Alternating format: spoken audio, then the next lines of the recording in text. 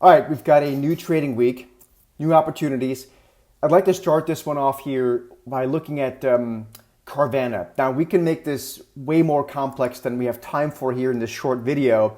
But for those of you that have been following us for a number of years, you know that back in 2022, in 2022, in I think it was like May, June period around there, we started getting very bearish on, actually before, in the spring of 2022, we started getting very bearish on Carvana. A lot of reasons for it. It was more fundamental in nature, and it's really no different now. But we continue monitoring the stock. It's been in a raging bull market over the past now 2 years. And the reason why the latest leg up for the stock was really not fundamental, but because of tariff fears around new cars coming into the United States. And these Carvana, by the way, is a used car dealership, basically, a modern one. But the fundamentals haven't changed. And then on top of that, we heard just the last week an interview by Jim Chanos, famed short seller, and he once again got us to pay attention to this name.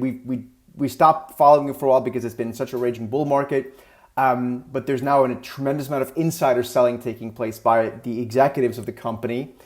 And the company's fundamentals haven't really changed. They make their money financing as opposed to selling cars. That's always been the problem we had with the company. And so we think now this might be potentially the best and biggest double top that we've seen in a long time. Make this a weekly chart. I'm going to keep it short again. We could make this extremely long-winded and complicated and so on and so forth. But this is meant to be a short video. Our daily videos.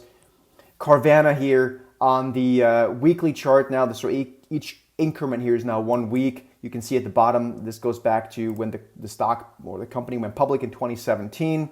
If this is correct here, and so it's, in our view, quite likely that we are working on an unbelievable double top, not a breakout here. I don't have a position on it. I will keep you updated on this one. It's not a trade I have on, but we're watching this very closely to potentially start shorting this stock, largely probably through the options market. Stay tuned. Have a great start to the week. See you soon.